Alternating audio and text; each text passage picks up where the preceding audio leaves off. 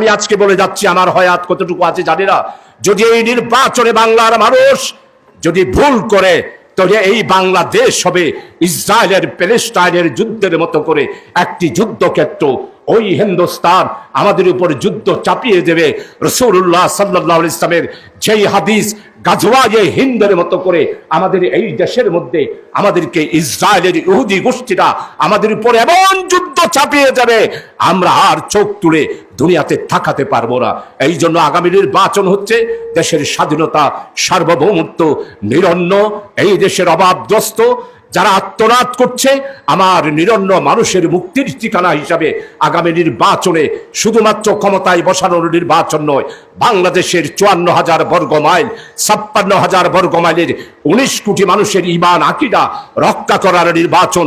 তাই আপনারা যারা যুবক ভাইরা রয়েছেন, অবিবাহিত ভাই যারা রয়েছেন, তাবার সবার কাছে আবেদন জানাবো, আমরা তো মুরব্বীরা দুনিয়া থেকে চলে যাব।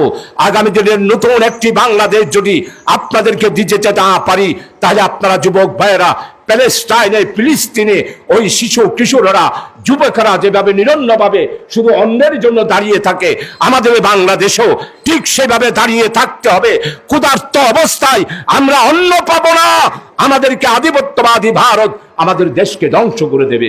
তাই আজকে আপনাদের সবার কাছে অনুরোধ করব, আসুন সবাই ঐক্যবদ্ধভাবে আগামী নির্বাচনে দেশ এবং জাতির স্বার্থে, ইসলামের স্বার্থে, কোরআনের স্বার্থে এবং আমাদের দেশের মানুষের ঈমান আকীদার স্বার্থে, আমাদের নিরন্ন মানুষ, নির্যাতিত মানুষ, নিপীড়িত মানুষ, অত্যাচারিত মানুষ, এদেরকে আমাদের দেশে আমরা স্বাধীনভাবে নাগরিক অধিকার ফিরিয়ে দেওয়ার জন্য আগামী নির্বাচনে জামাত কর্মীদেরকে রাত দিন 24 ঘন্টা আল্লাহর কাছে কানবেন, চোখের ফানি ফেলাবেন, এরপরে কাজ করবেন।